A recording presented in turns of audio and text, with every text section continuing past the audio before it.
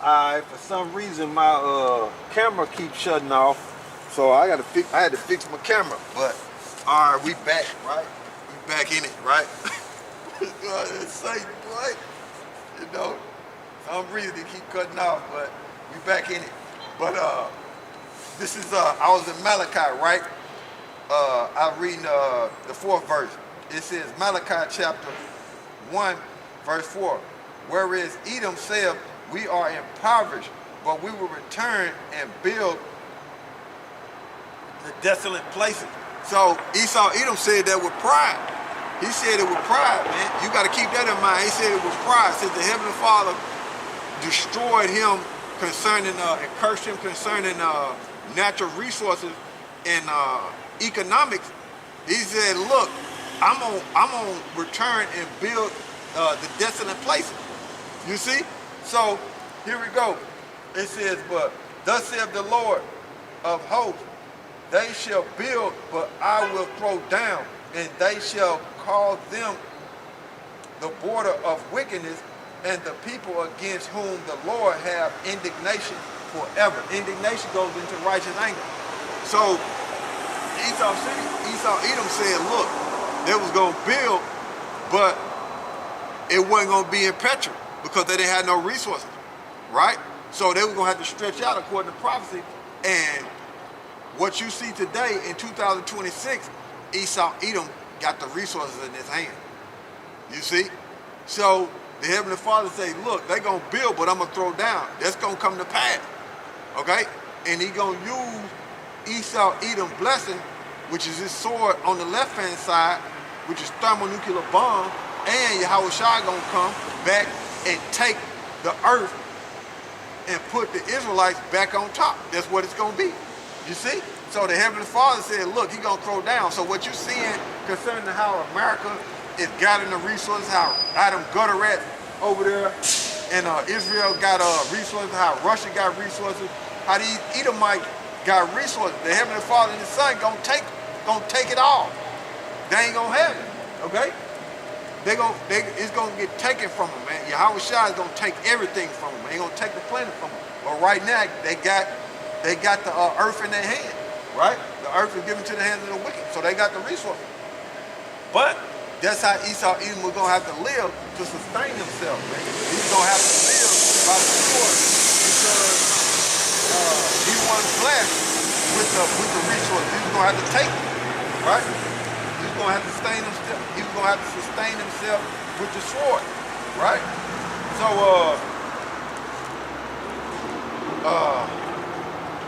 So let's jump. So going back into Genesis, right? Let's go back into Genesis. See what I can get out of this. Let's go back into Genesis, the 27th chapter, right? Genesis 27 and verse 40. Genesis 27, verse 40. And by thy sword shalt thou live, and shall serve thy brother. And it shall come to pass, when thou shalt have the dominion, that thou shalt break his yoke from off thy neck. So Esau, Edom, during the time of Jehoram, let me go get it.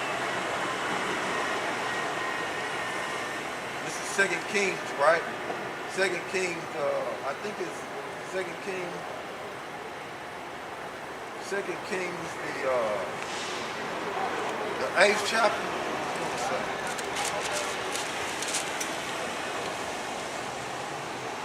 Y'all bear with me for a second.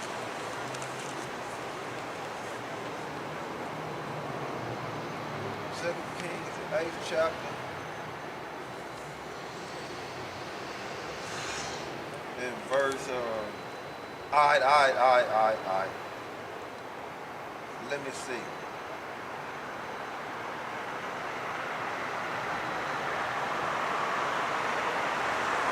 Alright, this 2 Kings chapter 8, verse 20. In his days, Edom revolted from under the hand of Judah. Now, Judah was part of the house of David, and predominantly Edom revolted from Judah, right? And made a king over themselves. So they rebelled. Okay? So that goes to that's the link up concerning Genesis 27 and 40, because they was gonna serve, but they was gonna break the yoke from off their neck. But you know, during the dark ages, it happened to them, right? It happened to them again, but then they were left free, and they deceived the whole earth, and now they back in power. But Yahweh Shai is gonna come and put them back in servitude to us forever.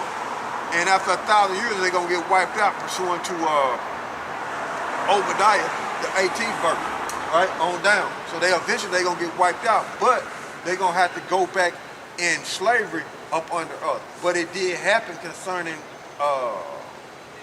going to Genesis, the 27 and 40, and this is the link up. 2 Kings 8 and 20. It says, in the days of Edom revolted from under the hand of Judah and made a king over themselves. Now, Jehoram tried to go back and put them subject up under him, but it didn't work, okay? It didn't work because it was prophecy. It didn't happen like that. So he tried to go and put them back in subjection up under them, up under the house of Judah, but you know, but it didn't work. So let's get this in a different translation. 2 Kings chapter 8 verse 20. See what I can get out of this. It says, 2 Kings chapter 8 verse 20, the New International Version. In the time of Jehoram, Edom rebelled against Judah and set up its own king. Set up its own king. The New Living Translation. During the time of Jehoram's reign, the Edomites revolted against Judah and crowned their own king. Right? It says the Amplified Bible. In his days, talking about Jehoram, in his days, Edom revolted from the rule of Judah and set up a king over themselves. So there you go, right there. That was prophecy. So it happened. So here it is in 2026. Esau, Edom have revolted. They in power, and they have, because of prophecy, they have revolted against being servants to the children of Israel, which is the Negro, Latinos, and Native Americans. And that's why you see the things taking place concerning Venezuela, because Esau, Edom got the power, right? And he's not subject onto the nation of Israel. And down there in Venezuela, Asher, that's the tribe of Asher down there in Venezuela. So there you go. So I just wanted that to come out. And then on top of that, when you read 2 Kings, like the 24th chapter, Esau, Edom, 24th chapter and beyond, Esau, Edom was with them ancient Babylonians, when we were taken down. So they were showing their hatred towards us. They were showing their hatred towards us, going all the way back to Genesis. And 2 Kings, right, was after Genesis, right? And during the time of 2 Kings, when you go to the 24th verse, that's when the Babylonians start taking us down. But the northern kingdom, they was already gone. They was on this side. So Esau, Edom was with them Babylonians. But they were with them Babylonians because of the perpetual hatred. So we're going to go to Ezekiel 35 and 5. Let's see what we can get out of that. Ezekiel 35 and 5, right? It says, because thou hast had a perpetual hatred and hast shed the blood of the children of Israel by the force of the sword in the time of their calamity, in the time that their iniquity had ended. So during the time of the Babylonian Empire, right, the iniquity was ending concerning the judgment that was put upon the children of Israel for forsaking the heavenly Father. So Esau, Edom still had that perpetual hatred, even though the time of judgment upon the Babylonians was ended. He still carried that perpetual hatred. And during the time of the Babylonians, which I'm going to read it, so let me read this again, and I'm going to jump. It says, Ezekiel 35 and 5, because thou hast had a perpetual hatred and hast shed the blood of the children of Israel by the force of thy sword in the time of their calamity during the Babylonian Empire, and in the time that their iniquity had an end. So the judgment concerning the heavenly Father put on us concerning the Babylonian Empire, it was ending, and Esau Edom still had that perpetual hatred. But while the Babylonians was bringing judgment down upon them, Esau Edom didn't show us no love. He didn't care. So what I want to do is jump to Psalms. Right? This is Psalm 137.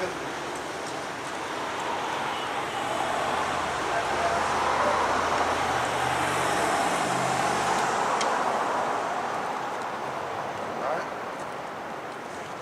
This is Psalm 137 and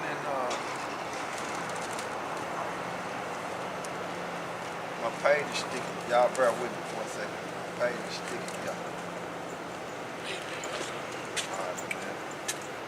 This is Psalm 137, right? It says 137 and 7.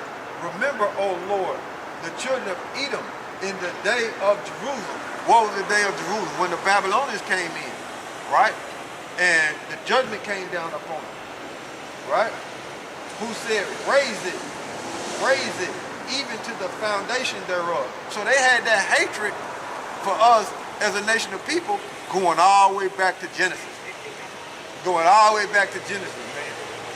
And it says, Psalm 137 and 7. Remember, O Lord, the children of Edom in the day of Jerusalem, who said, raise it, even to the foundation thereof. Verse 8, O daughter of Babylon. So it's linking Edom up to the daughter of Babylon. You see that? And who controls Babylon the Great right now? Esau Edom. Who art to be destroyed, happy shall he be that rewarded thee as thou hast served us. So, verse 9, happy shall he be and taketh and dasheth thy little ones against the stone. So Esau Edom, when that happened to us, Esau Edom was trying to cut the bloodline off from us as a nation, man. He was trying to wipe us out as a nation. And they always been like that. That's why they put poison in the food, poison in the air, poison in the water, Planned Parenthood on every corner, separate the families. Because they trying to destroy us as a nation. So that perpetual hatred is still carrying on in 2026, okay? Still carrying on from the ancient world. So I read this again. Happy shall he be that taketh and dasheth thy little ones against the stone, because that's what's going to happen to Esau Edom. Their bloodline going to get cut off, right? That's what's going to happen to them. Their bloodline going to get cut off. And they tried to cut our bloodline off when they did it to us, right? So that was during the time of the Babylonian Empire. They wanted to wipe us out. They wanted to destroy us, man. So that was their perpetual hatred. Matter of fact, let me see what I can get in the different translations concerning raise it, even to the foundation thereof. See what they say in the different translations.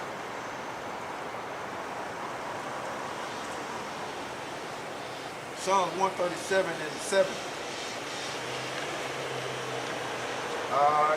This is Psalm 137, verse 7. Remember, the New International Version. Remember, Lord, what the Edomites did on the day Jerusalem fell. Tear it down, they cried. Tear it down to its foundation. So that's how they was treating us as a people, man. Right? The southern kingdom, Judah, Benjamin, Levi. They wanted our home to be torn down to the foundations thereof. Okay? The New Living Translation. Oh Lord, remember what the Edomites did on the day the armies of Babylon captured Jerusalem, destroy it. You see? They yelled, level it to the ground. They was chanting that, man. They was chanting to see our downfall, man. They wanted our foundation to be wiped out, man. Okay? They wanted us to be ended. Right? This the Amplified Bible. Remember, O Lord, against the sons of Edom, the day of the fall of Jerusalem, who said, down, down with her, to her very foundation. That was it, man. They wanted our homeland to be completely destroyed, man. Okay? That's the way them Edomites was thinking, and that's the way they still think to this day, because they ain't told you Negro, Latinos, and Native Americans your homeland. They ain't told you your homeland in Jerusalem. They wanted completely, they wanted to be completely taken away from you and put themselves in that land, right? And you won't even know that that land belonged to you. See? That's the hatred that Esau Edom got towards you. That's pure hate, man. That's pure hate, right? That's what that is. So, just like they take the resources from the people down there in Venezuela, that's hate, man. That's hate. That's why, okay? That's hate, man. They want to control all the resources, man, but those resources don't belong to them. That's why the Heavenly Father is going to bring his son back, send his son back to destroy them out of power, because the resources don't belong to them. They belong to us, right? But we just got to serve out our captivity and the judgment that was placed upon us by the Heavenly Father. So let's jump. Let's see what we can get out of this. Let's go to the Maccabees, right? So even that hatred, you can even that hatred carry on. Now, you had the Syrian Empire, you had the Babylonian Empire, you had the Medes Empire, you had the Persian Empire pursuing the down the 7th chapter, and you had the Greek and the Roman Empire, right?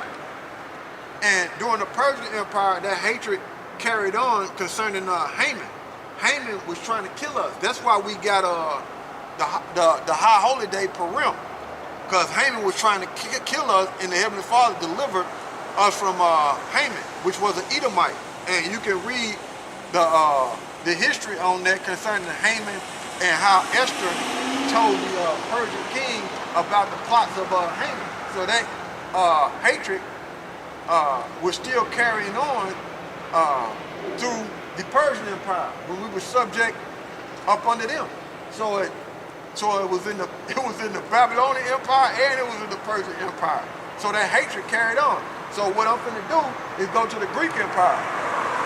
So I'm going to First Maccabees, right? Let's see what we get out of this. This First Maccabees,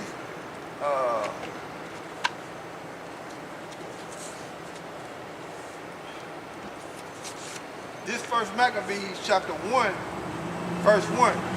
And it happened after that, Alexander, the son of Philip, the Macedonian, who came out of the land of Kittim, had spit Darius, the king of the Persian and the Medes, that he reigned in his stead the first over Greece. So, reading this right here, Alexander, which we know through history, he was a descendant of Esau Edom,